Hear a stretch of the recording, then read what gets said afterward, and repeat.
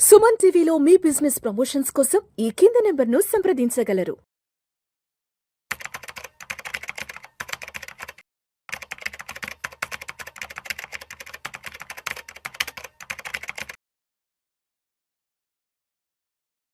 Sir Ramachandramurthy గారు నమస్తే sir. నమస్తే విష్ణు గారు. Welcome to Vishnu talks. Thank you sir. Sir Ramachandramurthy గారు, బంగారం వెండి ధరలు విపరీతంగా పెరిగిపోతున్నాయి.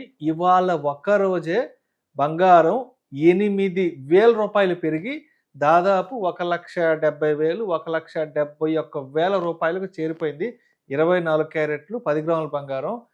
ఇక వెండి విషయానికి వస్తే ఆల్మోస్ట్ ఇవాళ 1 గ్రాము వెండి 382 రూపాయలు. సో కేజీ వచ్చేసి 3,82,000 రూపాయలు.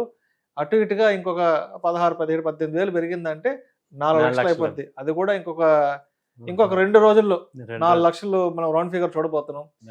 ఎందుకంటారు ఇంత విపరీతమైన ర్యాలీ బంగారం వెండిలో వస్తుంది? ఆల్మోస్ట్ ఒక 1 మంత్ బ్యాక్ కూడా కాలేదు అనుకుంటాను. 2026 చివరి నాటికి బంగారం 1,90,000 రాబోతుందేమో అని ఒక 20-25 డేస్ బ్యాక్ మాట్లాడుకున్నాం. నాకు తెలిసి ఇంకొక వారం రోజుల్లో 4-5 రోజుల్లో 1,90,000 రావడానికి చాలా స్పష్టంగా కూడా మనకి సంకేతాలు కనిపిస్తున్నాయి. ఎందుకంటారు ఇంత పెద్ద హ్యూజ్ ర్యాలీ కనిపిస్తుంది అసలు మెటల్స్ లో? ఒకే ఒక్క రీజన్ సార్, ఒకే ఒక్కడు అన్నట్టు మొత్తం మార్కెట్ని వరల్డ్ మొత్తాన్ని అతలాకుతలం చేస్తున్న ఒకే ఒక వ్యక్తి డొనాల్డ్ ట్రంప్ గారు. ఈయన వల్ల ఏమవుతుందంటే 180 దేశాలు అన్సర్టనిటీ క్రియేట్ అయిపోయింది. ఇప్పుడు ఇరాక్ వైపుకి యుద్ధానికి వెళ్తున్నాడు. సో అటు పక్క ఏమో గ్రీన్లాండ్ ఆక్యుపై చేస్తా అంటున్నాడు. ఈ ఒక పక్క ఇప్పుడు మెక్సికోని క్యూబాని టార్గెట్ చేస్తున్నారు. వెంజులా అధ్యక్షుని ఏమో లాక్కొచ్చాడు. సో ఇంత అన్సర్టనిటీ ఇంతవరకు వరల్డ్ హిస్టరీలో ఎప్పుడు లేదనమాట. ఏం జరుగుతుంది, ఏ రోజుకి ఆ రోజు ఏం జరుగుతుంది అనేది ఉంది. ఇది గోల్డ్ సిల్వర్ పెరగడానికి రీజన్ డిమాండ్ ఉండి కాదు. సో బాగా విపరీతమైన డిమాండ్ వచ్చి లేదా భారతీయులు బాగా డిమాండ్ ఉండి కాదు. కేవలం ఏంటంటే అన్సర్టనిటీ, ప్రపంచవ్యాప్తంగా ఉన్న అన్సర్టనిటీ, ఎస్పెషల్లీ డొనాల్డ్ ట్రంప్ తీసుకొచ్చిన అన్సర్టనిటీ ఇది. దాన్ని ఆపడానికి అసలు రోజు రోజు ఏమవుతుందంటే దాదాపు 10 కంట్రీస్ మీద ఆయన యుద్ధాన్ని ఆపాడు అంటున్నాడు, కానీ 10 కంట్రీస్ మీద యుద్ధం చేస్తున్నారు. గత సంవత్సర కాలంగా ఆల్మోస్ట్ ఒక 10 కంట్రీస్ అటాక్ జరుగుతూనే ఉంది, తీవ్రంగా జరుగుతుంది, చాలా పెద్ద ఎత్తున జరుగుతుంది. సో ఇన్వెస్టర్స్ అందరూ కూడా ఏం చేస్తున్నారంటే ఇప్పుడు ఎక్కడికక్కడ అన్ని అమ్మేసేసుకొని ఈ గోల్డ్ మీద ఇన్వెస్ట్ చేస్తున్నారు. అలాగే ఇప్పుడు ఇంకొక వర్షన్ ఏం జరుగుతుందంటే ఇంత జరుగుతున్నప్పుడు వేరే కంట్రీస్, అన్ని కంట్రీస్ కూడా ఈ డాలర్ని నమ్మట్లేదు. ఈ డాలర్ నమ్మకుండా ఇప్పుడు గోల్డ్ వాళ్ళు కూడా కొనుక్కుంటున్నారు అన్నమాట సేవ్ కోసం. సో కేవలం సెంట్రల్ బ్యాంక్స్ కొనడం స్టార్ట్ చేయడం వల్ల ఈ గోల్డ్ పెరుగుతుంది. ఇప్పుడు సిల్వర్ కూడా ఏమైంది, అంతకుముందు ఇండస్ట్రియల్ యూసేజ్ 50% అనుకున్నాం, కానీ ఇప్పుడు సిల్వర్ని కూడా వాళ్ళు సెంట్రల్ బ్యాంక్స్ స్టోరేజ్ చేస్తున్నారు. ఎందుకంటే అన్సర్టనిటీ వచ్చినప్పుడు ఇప్పుడు కరెన్సీ వాల్యూ తగ్గిపోతుంది కాబట్టి ఆల్టర్నేట్గా ఈ 2 మెటల్స్ని సేవ్ చేసుకోవటం అనేది జరుగుతుంది. అంటే సిల్వర్కి కూడా ఇప్పుడు ఏం జరుగుతుంది, ప్రొడక్షన్ వల్ల ఏది వీళ్ళు ఎలక్ట్రికల్ వెహికల్స్ అని వీటన్నిటి గురించి ఇప్పటిదాకా మాట్లాడాం. ఇప్పుడు ఏమైందంటే సిల్వర్ కూడా స్టోరేజ్ కిందకి వెళ్ళిపోతుంది. అలాగే ఈటీఎఫ్స్ ఒక్కసారిగా ఇండియన్స్ అందరూ కూడా గోల్డ్ సిల్వర్ మీద స్టాక్ మార్కెట్లో అన్ని అమ్మేసేసి ఇది కొనటం మొదలెట్టారు ఈ లాస్ట్ 10 days నుంచి, డిజిటల్గా వచ్చేసారు. సో దాంతో ఏమైందంటే అంత తగ్గ ఇక్కడ స్టోరేజ్ ఇక్కడ క్రియేట్ చేయాలి కాబట్టి అదొక ప్రెషర్ వచ్చిందనమాట గోల్డ్ సిల్వర్కి. అంటే ఒక్కసారిగా ఏమైందంటే ఎవ్రీ కార్నర్ నుంచి కూడా డిమాండ్ రావడంతో అక్కడ సప్లై లేదు, ఆ డిమాండ్ విపరీతంగా ఉంది. దాంతో ఏమైందంటే ఒక పానిక్ క్రియేట్ అయిపోయింది అన్ని రకాలుగా. సో దాంతో ఏంటంటే డైలీ అసలు గోల్డ్ మనం 10,000 రావాలంటే 4 రోజులు ఉండేది, ఒకప్పుడు 4 రోజులు పట్టేది ఒక 10,000 రూపాయలు పెరగాలంటే.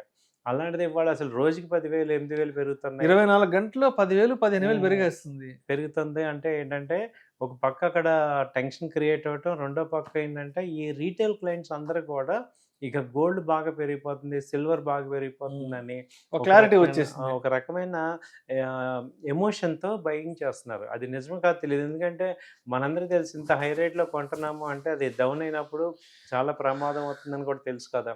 కాబట్టి ఇక్కడ ఏంటంటే జరుగుతుంది, ఇప్పుడు సిల్వర్ ఉంది 4 లక్షలు, మనం ఇంతవరకు ఎప్పుడు కనివిని ఎరగని రేట్లు ఇవి నిలబడవు.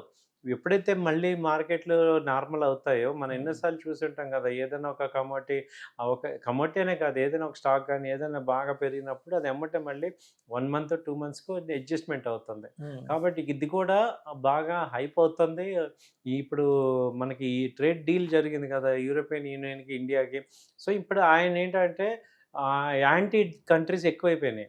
ఇప్పుడు అటు రష్యా మనతో ఉంది, అలాగే రష్యా కానీ, బ్రిక్ కంట్రీస్ కానీ, EU కానీ అన్ని దేశాలతో సున్నం పెట్టుకుంటున్నాడు కాబట్టి ఈ మంత్ నెక్స్ట్ మంత్ ఆయన సైలెంట్ అవ్వాల్సిన పరిస్థితి వస్తుంది.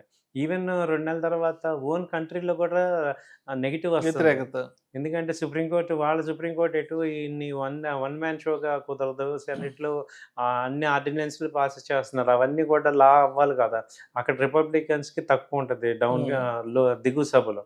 కాబట్టి అవన్నీ యాక్ట్స్ రావాలంటే మీకు ఒక 3 months వరకే ఈయన పప్పులు తర్వాత ఇక ఉడకవు అనమాట. ఎందుకంటే అక్కడితో ఆగాల్సి వస్తుంది. సో దాంతో ఏమవుతుందంటే ఈ 3 months విపరీతమైన ఒడిదొడుకులు ఉంటాయి. ఆ తర్వాత ఇక మెల్లిగా నార్మల్గా తగ్గే ఛాన్సెస్ కనపడుతున్నాయి. సో కాబట్టి ఏంటంటే గోల్డ్ సిల్వర్ అసలు ఇంత ర్యాలీ అనేది ఇంకా సస్టైన్ అవుతుంది. దాన్ని ఇనర్షియా అంటాం అనమాట. ఇంకా పెరగటాన్ని అసలు ఇప్పుడు ఏంటంటే బేస్ అయిపోయింది యాక్చువల్గా, ఇంకా కొంత ఇనర్షియా మీద పెరుగుతూ ఉంటుంది. సో రామచంద్రమూర్తి గారు అంటే ఇంకొక 3 years వరకు ఆయనకి టెన్యూర్ ఉంది కాబట్టి ఇంకా అంటే ఆయన టెన్యూర్ దిగే వరకు ఇటువంటి అన్సర్టనిటీ, ఇటువంటి సిల్వర్ గోల్డ్ ప్రైసెస్ ర్యాలీ అనేది ఇంకా ఎప్పుడు ఉండే అవకాశం ఉందంటారు కంటిన్యూ నెక్స్ట్ 3 years వరకు? ఉండదండి. ఎందుకంటే ఇప్పుడు ఈ ఫస్ట్ 1 year ఎవరైనా రెచ్చిపోయేది, నెక్స్ట్ 1 yearకి ఏమవుతుందంటే ఇవన్నీ కూడా ఆర్డినెన్స్లు అన్ని 6 monthsలో పాస్ చేయాలి. ఇప్పుడు అధ్యక్షుడు ఆయన డెసిషన్ తీసుకున్నా కాంగ్రెస్ యాక్సెప్ట్ చేయాలి కదా. అక్కడికి వచ్చేపాటికి మెలికలు వస్తాయి అన్నమాట. తర్వాత ఏమవుతుందంటే ఈ 1 year తర్వాత ఈయన అట్రాక్షన్ కోసం చేస్తాడు. ఫస్ట్ 1 year మేము ఉన్నామని, ఆ తర్వాత ఎవరైనా తత్వం బోధపడదు. ఆ తర్వాత అక్కడ పొలిటికల్ ఎంటర్ప్రినర్స్ వీళ్ళందరూ కూడా స్లోగా కంట్రోల్ తీసుకుంటారు. సో ఇంకో 6 నెలలు ఉంటుంది ఆయన హవా అంతా. ఆ తర్వాత ఇక మామూలు అవుతుంది. ఎందుకంటే లాస్ట్ ఇయర్ ఎట్టి ఎవరు ఆయన మాట వినరు. ఎందుకంటే యుఎస్ లో ఏంటంటే అధ్యక్షుడు మారిపోతాడు అనమాట, 2 సార్లు చేసేది. 2 సార్లు అక్కడ కాబట్టి లాస్ట్ ఇయర్ ఆయన మాట ఎవరు వినరు. సో 2026 వరకు ఉంటదేమో ఆయన హవా, ఇంకో 6 నెలలు ఉంటది. ఆ తర్వాత 27లో ఇక తగ్గిపోద్ది. సో కాబట్టి ఏంటంటే గోల్డ్ సిల్వర్ కూడా మాక్సిమం వెళ్ళిపోయినాయి. అన్బేరబుల్ ప్రైసెస్ కి వెళ్ళి ఎగ్జాక్ట్లీ మంచి మాట చెప్పారా. కొంత కరెక్షన్ అయితే ఎక్స్పెక్ట్ చేస్తున్నాం. ఇది అన్బేరబుల్ కాబట్టి కొన్ని వాళ్ళు చాలా జాగ్రత్తగా ఉండాలి. ఇక్కడ నేను బై చేస్తాను అంటే బ్లైండ్ గా ఎమోషనల్ గా వెళ్ళి దొరికిపోకూడదు, కొంచెం జాగ్రత్త పడాలి అందరం. ఎందుకంటే బాగా హై రేట్లకి వెళ్ళి అన్బేరబుల్గా వెళ్ళిపోయాం కాబట్టి కొంచెం మనం చూసుకోవాలి. సో ఎనీ టైం ఆయన సైలెంట్ అయ్యే ఛాన్సెస్ ఉన్నాయి. ఎందుకంటే ఇండియాతో అగ్రిమెంట్ అయిపోయిందంటే ఆ యూరోపియన్ యూనియన్తో వాళ్ళు మళ్ళీ అగ్రిమెంట్ అయిందంటే నార్మల్ అయిపోవాలి. ఆల్రెడీ నిన్న మన మోడీ గారు ఇచ్చిన షాక్ తత్వం కూడా కొంచెం కూడా అర్థమైపోతుంది. ఎవరు కూడా సింగిల్ హ్యాండెడ్గా లీడ్ చేయలేరు. ఇదేమి second world war, first world war లాగా, హిట్లర్ లాగా అలాంటిది మళ్ళీ అయ్యే పరిస్థితి చాలా తక్కువ ఉంది. సో ఏదో చిన్న కంట్రీలు భయపడతాడు కానీ పెద్దవాళ్ళని ఎవరిని ఏం చేయలేడు ఆయన. కాబట్టి ఏంటంటే వరల్డ్ ఇప్పుడు ఏంటంటే బ్యాలెన్స్డ్గా ఉంది. యుఎస్ ఒక్కటి ఏం చేయలేదు. ఇప్పుడు EU కూడా మనతో వచ్చేసింది కాబట్టి సో బ్యాలెన్స్ అవ్వాల్సింది ఆయన కంపల్సరీ. ఇక ఒక 1 month చూడండి కొంచెం నార్మల్ అయిపోతారు. Right sir. Thank you sir. Thank you so much. Thank you.